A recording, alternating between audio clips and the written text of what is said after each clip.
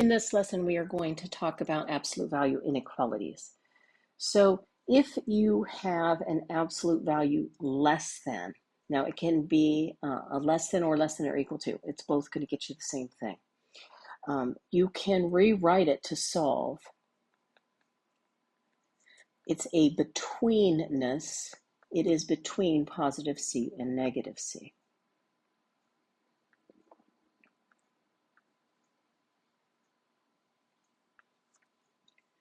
Now, the reason that happens, it is an intersection of where x minus h is less than c and x minus h is greater than negative c. But an absolute value greater than, we want to think about that as an or. You're going to rewrite it without the absolute values, put the or, and then we are going to do the opposite of that. So it's going to be less than negative c. And it doesn't matter whether it's greater than or equal to, or just a plain greater than, same thing each time, two cases. So we're going to get x minus h is greater than and equal to c, greater than or equal to c, or that x minus h is less than or equal to negative c. Now be careful, there are some special cases. If you have that the absolute value is 0, that is just the difference between x and h. You just set that equal to 0 and solve.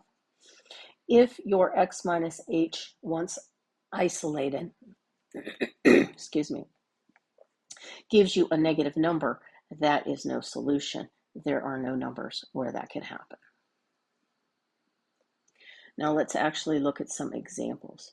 Our first example here, we're going to solve the inequality and we're going to draw the answer on a number line. So the first thing you always want to do is isolate your absolute value. So we're going to get that absolute value by itself. And then we're going to make sure that it's related to a positive number, which it is. And when it's related to a positive number, then you are going to look at your inequality. Now, if it's a less than, remember, we are going to rewrite it as is. And we're going to stick the negative case on the other side. And then it's very easy to solve from here. You're just going to, in this case, add 5 to all of the pieces. And so we get that x is between -2 and 12. So all I need to see on the number line in this case are the numbers -2 and 12. And you would have open circles there because we are not showing any equality. Equality, remember, is closed in circles. And then we are shading anything in between. So that's what I mean by draw the answer on a number line. So that's number 1. Now let's look at number 2. Again, we have to isolate the absolute value. So please first get that by itself. Make sure it's not related to a negative number, which it is not.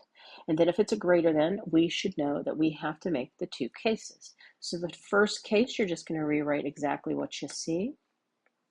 Write the word or. The second case, you are going to rewrite the first piece that was in the absolute value, but we are going to take the opposite of that. So that's going to be less than or equal to -7. And we're just going to solve each one of those independently. Remember, if you divide by negative, you have to flip the symbol. That's not the case here, but I did want to remind you of that rule. So we're going to subtract 3 from both sides. We get 2x is greater than or equal to 4, so x is greater than or equal to 2. And here, if we subtract 3 from both sides, we get 2x is less than or equal to -10. When we divide by 2, we get x is less than or equal to -5. Now, how would we draw that on the number line? We'll put those numbers in least to greatest order. Because this one happens to have an equal to, we get closed-in dots there. And we are going to shade in the appropriate values. So it's the x is greater than or equal to 2. The x is less than or equal to -5. So that's how you solve absolute value inequalities. If it's less than, you're going to tack on the negative case to the other side. If it's greater than, you're going to put or between the positive and the negative cases. And then let's go on to our investigation.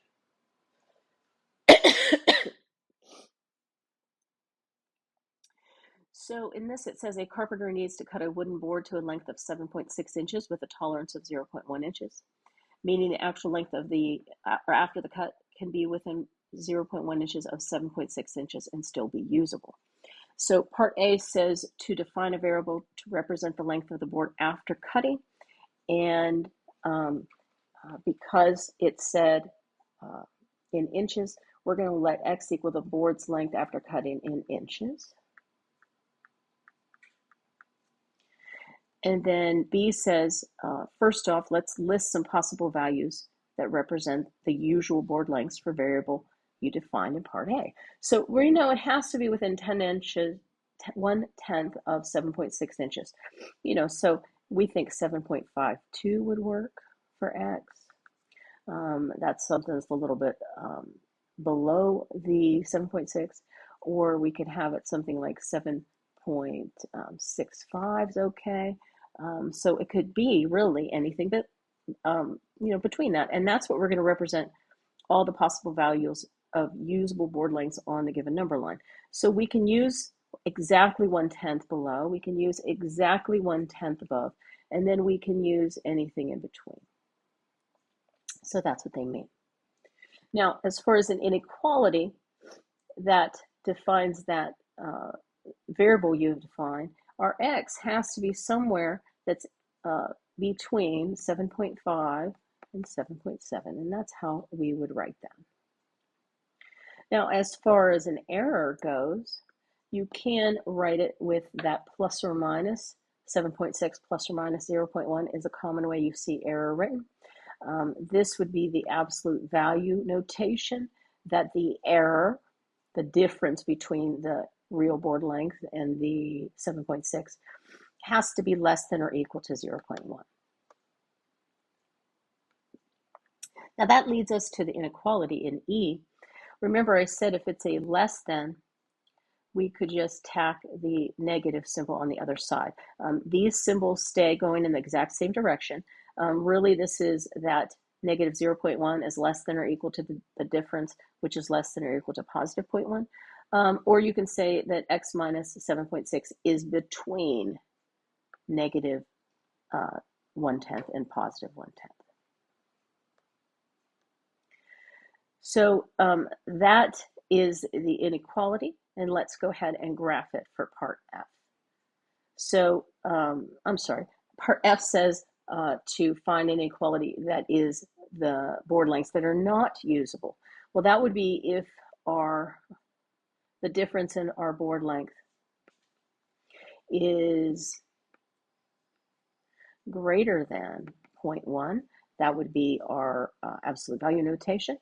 Or we could say that x 0.76 has to be greater than 0.1, or x minus 7.6 can be less than negative 0.1, and that's breaking it into two pieces. And so in that case, we would have an open circle here, shade to the left, open circle here, shade to the right. So as you can see, it's the exact opposite of the values before that we had shaded in right here. Okay, so that's that. So here's some of the definitions. So the main ones, if you want to highlight, are these three right here. Let's talk those through. It says given numbers h and c, with c being a positive number, the expression, the absolute value of x minus h, represents the magnitude of the difference between x and h. If the difference between x and h is c, then it is exactly c units between x and h. If it's less than c, you would say that the difference between x and h is less than c units. And then finally, then that makes sense that that would mean that it is more than c units apart on the number line. So let's do one last little piece here. It says, what do the solutions to the inequality, the absolute value of x minus 5 is less than 2, represent? What that means is the difference between x and 5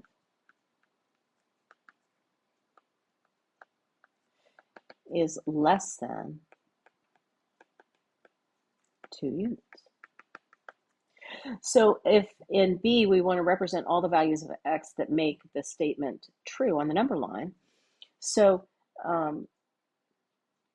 what you can do is if you were to, remember I said less than, you can attach that on. We can put that negative on the other side. If you add 5 to both sides, we get that x has to be between 3 and 7.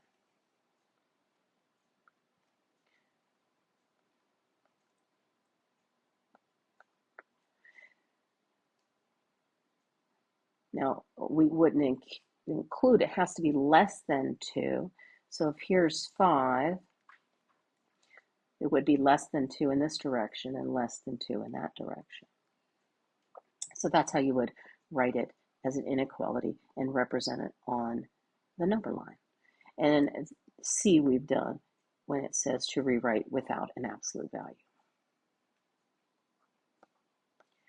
Now for 10, it says to describe the meaning, rewrite the statement, determine the values of the variable, and then represent the solutions on the number line. So I'm just going to show you how that I do this. This says that the difference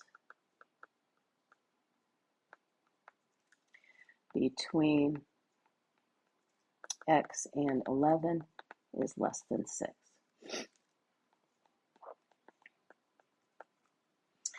So if we look at where 11 is, if we count 6 to the left and 6 to the right, we would have to be between those things right there. Now mathematically, remember, for a less than, just tack the negative on the other side. Treat that kind of like an equation that has 3 pieces. We're going to add 11 to all of the pieces. And we get that x is between 5 and 17. Now let's do B. So this is the sum of x and 7 is bigger than or equal to 1. Now, if we were to solve that one, we're going to have 2 cases. Where is y plus 7 greater than or equal to 1? Or where is y plus 7? Now remember, we're going to do the opposite, less than or equal to negative 1. And so we get that y is greater than or equal to negative 6, and y is less than or equal to negative 8. So the numbers we need on here are negative 8 and negative 6. We want the numbers that are greater than or equal to negative 6. So closing that dot, shade to the right. We want numbers that are less than or equal to negative 8. Closing this dot, shade to the left. And don't worry about doing C and D. That should give you enough information. There you go.